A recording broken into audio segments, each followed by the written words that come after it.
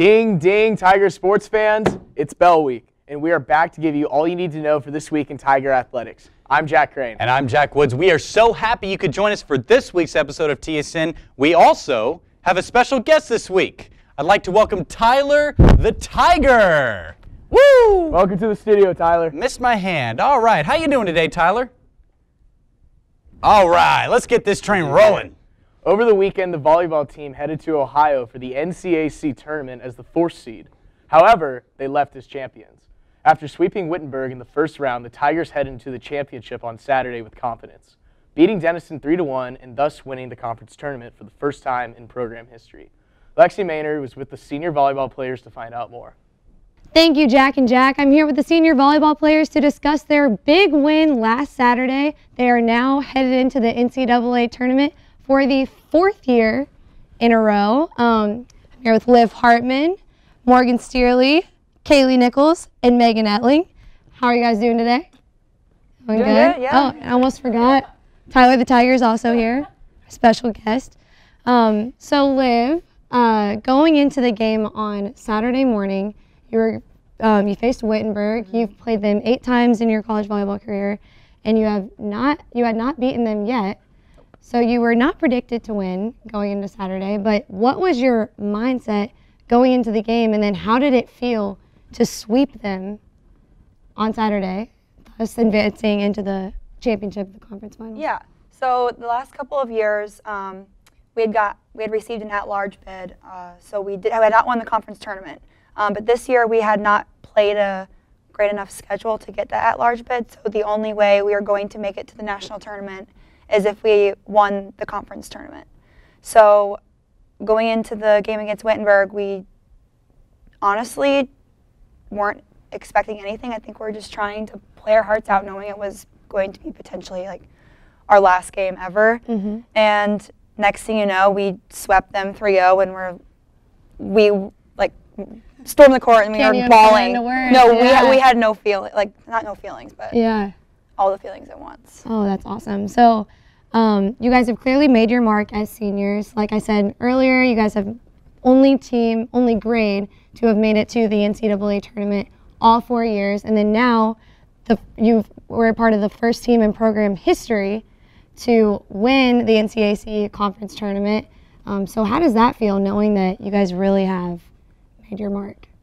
I think we can all agree that we feel kind of famous right now around campus because everyone is like being so nice and congratulating us, but also we're having a hard time like letting it sink in. Every day we wake up and we're like, did we just win conference this weekend? Like everyone on our team is just so happy to see another day, and we're excited to play Calvin on Thursday. Yeah, so they will be on the court Thursday at 8 p.m. versus Calvin College in the first round of the NCAA Division III tournament. So we'd like to wish you the best of luck. Tyler, what do you say?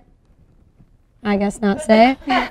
Thank you, girls, for joining us. And thank you. Back to the sports desk. Thank you, Lexie, and big congrats to the volleyball team. We wish them luck as they will compete in the NCAA Division III tournament this week.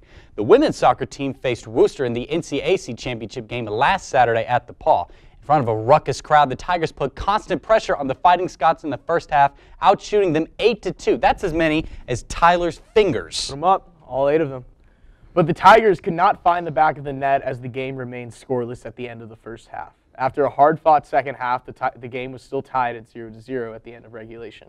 In overtime, DePauw controlled the ball for the majority of the time, but with 1 minute left in overtime, Worcester's Mira Wiley slipped through DePauw's defense and scored the winning goal as DePauw lost 1-0 in heartbreaking fashion.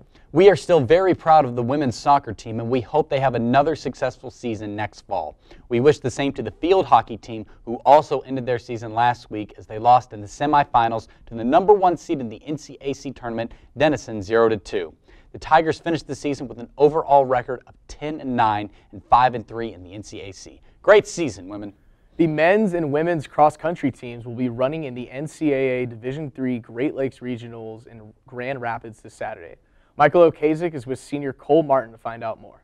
Hi, I'm Michael Ocasek here with DePauw senior cross-country runner and captain Cole Martin. Cole, how are you doing today? I'm doing great. Just ate dinner and I'm ready to get interviewed. Awesome. Well, congrats on the second place finish in conference. How did that race go for you in general? I know that there was a big pack up there. How did the race feel for you?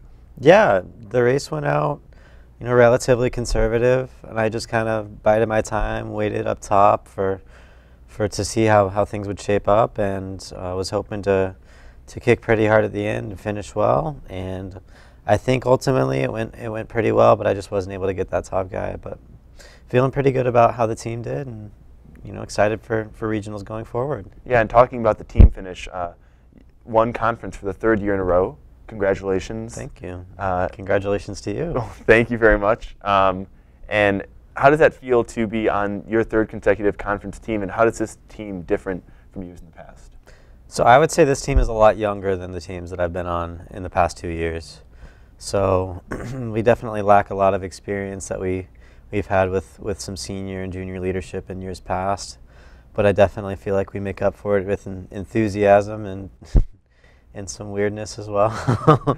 But yeah, definitely this team has a different energy than the other ones I've been on. And while we haven't necessarily executed in a big way yet, I definitely feel like something exciting is coming. Yeah, and going in as favorites, how is it tough this year? Because you've won 2 years in the past. How is it even harder this year to go in knowing that you just couldn't mess up? I think this year the attitude was more like we felt like we didn't want to mess up, as opposed to my sophomore year before we had won it before. We were really excited about just the opportunity to go out there and race, and knowing that we had a chance. I think we were the favorites sophomore year, but it was a situation where we hadn't done it before. So this time, being a pretty established team at the top, I think the attitude was more of, okay, we know what we need to do to win, and we just were a little more conservative in that approach than we would have been had we been like a first-time team chasing that title. Yeah. And after a solid performance this past weekend, how are you going to look to build the momentum to run well at regionals? Because I know that your team has pretty lofty goals ahead in nationals.